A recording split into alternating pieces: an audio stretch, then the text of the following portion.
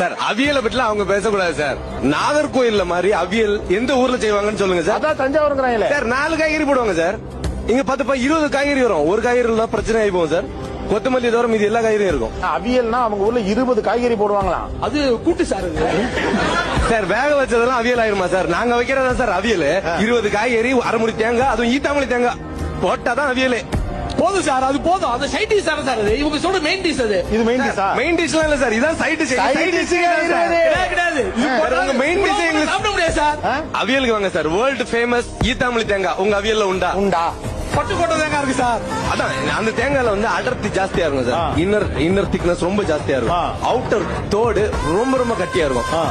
India முழுக்க இல்ல, world ஃபுல்லா இது ட்ரேட் ஆயிட்டு. திருவுனா பூ நிறைய வரும் உள்ள. நிறைய வரும். மில்க் ஜாஸ்தி இருக்கும் சார். நம்ம பட்டுக்கோட்டை காய் என்ன சார் குறைச்ச? அடுத்தது பாண்டிச்சேரிக்கார உள்ள வந்துட போறான்னு பயமா இருக்கு. பாண்டிச்சேரி காவிரி தண்ணி பாயுது.